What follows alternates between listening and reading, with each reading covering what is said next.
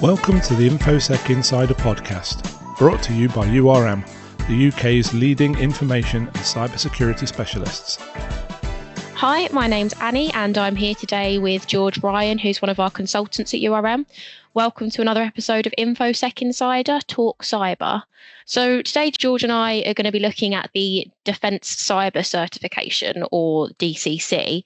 So first off, George, can you tell me what exactly the DCC is and who it's for? Yeah, so it's a voluntary scheme that has essentially come out of the ongoing initiative to strengthen the supply chain to UK defence. So this was with the Ministry of Defence and IASME aligning with kind of international leading and best practices to just give a bit more that people can certify to, just to kind of demonstrate their security. And essentially what this is alongside them having either Cyber Essentials, Cyber Essentials Plus, they're also going to need to meet, dependent on their level, a certain number of controls from the Ministry of Defence standard, which is also known as DefStan 05138. This is a scheme that is going to last for 3 years, subject to annual check-ins before it needs to kind of be renewed. Obviously, your Cyber Essentials Plus are yearly and will remain being something that's yearly. But yeah, in a nutshell, it's a new scheme aimed at those providing services to defence, like the MOD, just to show a bit more security commitment. Perfect. Thank you, George. So I know there's something about compliance levels with this standard. Yes. Can you just tell me a little bit about what those compliance levels mean, what that is, how that works in the standard? Yeah, of course. So there will be an assessed risk. And for a lot of places, that might be that you can gain that from your previous MOD contracts if you've got them. And essentially, there are 4 levels of compliance. And that is from 0 to 3, which completely understand. Some people may go, well, that's 3, but level 0 does count as 1. So it's 0, 1, 2, and 3. And they have different requirements depending on the level of perceived kind of risk. So level 0 is for those with very low assessed cyber risk.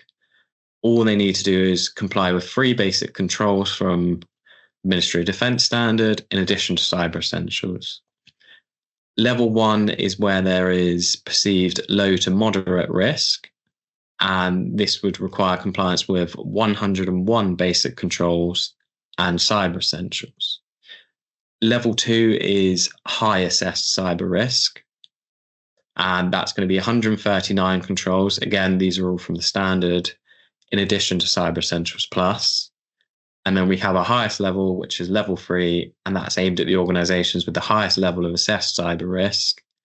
And that requires compliance with 144 controls and Cyber Essentials Plus. So what are the benefits of the DCC, since it's not mandatory and therefore organizations can choose whether or not they implement it? Yeah, so I guess one of the first things to say is absolutely not mandatory. However, we think competitive advantage here, and if it's a scheme that's come out between government and IASME, it's probably heavily implied that it's a very nice thing to have and might put you at a competitive advantage to someone that doesn't have that. So I think that's definitely one of the first things to consider, is that mandatory, no; voluntary, recommended, going to give you that little edge, absolutely. Then we get into kind of what it actually is, and where it's based on kind of leading practices from other standards and frameworks. It's going to be a massive expansion to your security past just, Cyber Essentials or Cyber Essentials Plus. It's going to extend beyond that. You're going to be looking at your risk management, your threat intelligence, your general governance, how you're kind of going about making sure business can continue, how you're making sure that where remote sessions are in place and someone's remotely logging in, is that encrypted? Is MFA used? It's just really extended beyond that. And obviously this has taken kind of best practices from areas such as ISO 27001, from the NIST CSF 2.0, etc. So you are going to be getting a solid framework, which does really allow you to improve your security. Because obviously we're not just doing this just so we can say, hey, we got DCC at this level, let's go get some contracts, etc. It is also going to boost your security. Further to that, kind of just what we touched upon a little bit ago is the alignment with the leading standards, etc. Well, that's actually going to reduce your deduplication of work in the future. So a lot of this standard, for example, is very closely aligned with ISO 27001. For example, if we look at threat intelligence, well, that's a part of 27001. We've got the same with the risk management process, etc. So the chances are, say you get to level 2 or 3 compliance of this, you're going to have a lot of your ISO, etc. already done for you. The work's going to be done. There's just going to be a little bit here or there, obviously, because they are different standards. But the bulk of it's going to be done. So it's not going to be too difficult to then also be able to say, and certify to ISO 27001 in addition, which again, we've got that competitive advantage there. And for some organizations, you may not just be entirely defense-based. You may serve defense sector as well as other things. So the DCC might be, super handy for you in regard to the MOD, but then you've actually got clients that are outside of that. Well, that might already mean you've got these controls in place, or through the DCC, you gain these controls.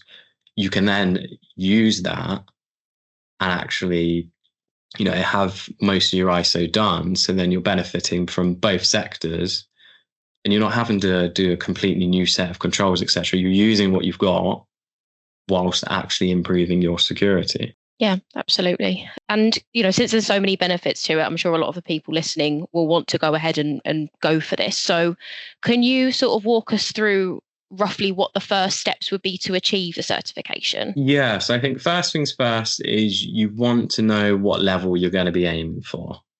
Because the last thing you want to do is just kind of go into it blind and then realize, actually, we don't need this level. We want the level above. We've got to go back to drawing board now. We've got to do this and that and that. So you kind of want to get that spot on. Like we mentioned earlier, if you've got previous contracts with the MOD, that might give you a solid indication to what level you're at. If not, just start considering what you do, reach out, try and see exactly where you would fit. Personal recommendation, obviously, is the level 2 and 3 are quite different to your level 1. Just the inclusion of the Cyber Essentials Plus, having more controls, etc. Is it something where you think, well, we're kind of low to moderate risk now, but we might at some point be high risk?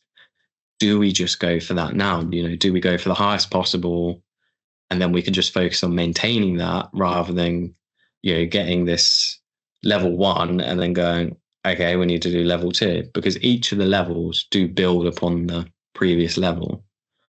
So were you to do level 1, you might have to do a little bit more for level 2, but do you think, actually, let's just go straight in for level 2?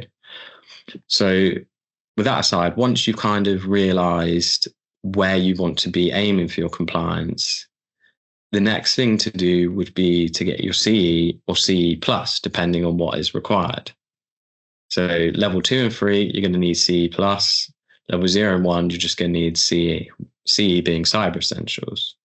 So again, if we go back to just a second ago, if you were to get level 1 and then decide you want level 2, you would then have to go from your Cyber Essentials and then get your Cyber Essentials Plus at a later date.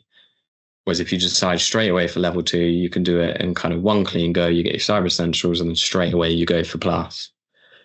Again, there's not going to be much change in that latter one. Whereas the former, if you've given it a few months and then you go for your CE plus, there might be things that have changed and that might require you to redo your Cyber Essentials as such, because it might not match. So once you kind of got them, because you know you need them, you're then on to your controls. And one of the first things I would recommend is to just do a gap analysis, just to see where your current cybersecurity posture is, where it needs to be for these controls. So you want to essentially go through it against these controls, and you want to see, are we hitting this? Are we doing this? Do we need to do something so that we can attain this? Whilst doing that, that's going to enable you to see if you can actually evidence these things or not. Because for the compliance for this, it's not self-assessment questionnaires. So you are going to be required to produce the evidence to show you are doing what you say you're doing. So a gap analysis is a perfect start for you to actually see, okay, well, no, we are saying we're doing threat intelligence. Okay, great. Now show me. And within that, you're going to find that you're actually going to kind of expand your ability to be able to actually collect the evidence and show it. Because, it's one thing to go, no, I'm pretty sure we do this. And then someone goes, okay, show me. And then, you're like a deer in headlights. You're like, oh, it's somewhere. So your gap analysis is going to show you where you're at, where you need to be at, how to get there, what's already in place, what can you already evidence. For those that may already have something like ISO 27001, it could be a simple case of going, well, we're doing this as part of ISO. We've evidenced it this way. The control is here. Well, we can already evidence that. So, tick, we've already got that done. Right, onto the next bit. Once you, kind of done your gap analysis, it's then on to implementing the gaps. What are you putting in place? And whilst you're doing that, evidencing that you're doing that, how can you show that? And then from there, it's kind of time to reach out and begin to certify, really. Amazing. Yeah, I think that's the beauty of a gap analysis, isn't it? It's sort of almost a practice run for the real assessment. So it's a bit of a no-brainer to do it. Yeah. Yeah, absolutely. Definitely one without repercussions as well as such, because, it's your safe practice environment. If you can't find it, it's fine. You can then look for a way. Whereas, you don't want to be sending that off and then you get asked and then it's just chaos because you don't know. Yeah, exactly. In the middle of the real thing. Amazing. Well, thank you so much for your time today, George. And for any of our listeners that want to read up on this topic, we've got a blog on our website, urmconsulting.com. And that blog is called Understanding Defence Cyber Certification. So go and give that a read. And thank you for listening today.